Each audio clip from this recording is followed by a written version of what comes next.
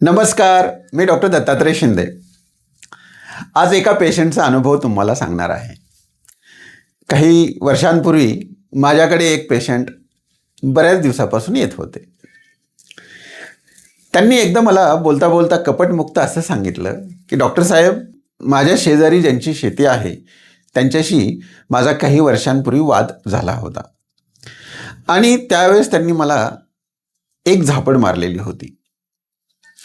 परंतु आजकाल मला त्याचा खूप त्रास होतो. म्हणजे अक्षरशः मला बदला घेण्याची भावना निर्माण होते आणि मी अस्वस्थ होतो. मला इतका द्वेष त्यांचा निर्माण होतो की माझी शांती भंग होती. त्यांना पाहिलं की तळपायाची आग मस्तकात जाते.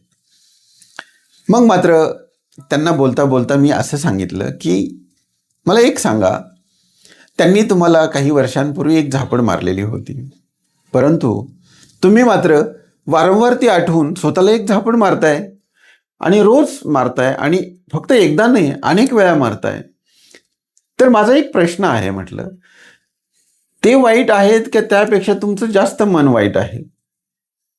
त्यांनी थोडासा विचार केला आणि ते म्हटले, खरोखर आहे, माझंच मन जास्त वाईट आहे, कारण मी सारखं आठवून आठवून त्याच गोष्टीच्या भावना माझ्या मनामध्ये येतात आणि मी दुःखी होतो.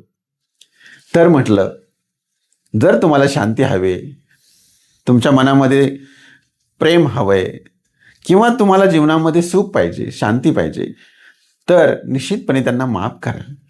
कारण माफ केल्याशिवाय तुमच्या मनामध्ये ती शांती येणारच नाही. जेव्हा तुम्ही त्यांना पाहाल तेव्हा तुम्हाला राग येईल, द्वेष निर्माण होईल आणि तुमचा दिवस खराब होईल.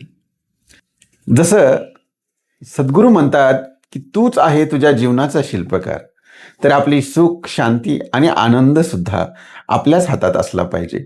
असा आपला रिमोट कंट्रोल कोणाच्या हातात देऊन चालणार नाही. तेव्हा आजपासून तुमचा आनंदाचा रिमोट कंट्रोल तुमच्या हातात ठेवा, त्या शेजारच्या व्यक्तीच्या हातात ठेवू नका आणि त्यांना पूर्णपणे माफ करून टाका. निश्चितपणे तुमच्या जीवनात शांती आल्याशिवाय राहणार नाही. आणि त्यांनी ती गोष्ट ऐकली. आता जेव्हा पण येतात तेव्हा मला सांगतात, डॉक्टर, रिमोट कंट्रोल माझ्या हातात मी ठेवलेला आहे, त्यामुळे मी आता सुखा समाधानाने राहतो आणि मला शांत झोप पण लागते. आजचा पेशंटचा अनुभव कसा वाटला हे मला नक्की कळवा. आपल्या चॅनलला सबस्क्राईब, लाईक आणि कमेंट करा. धन्यवाद.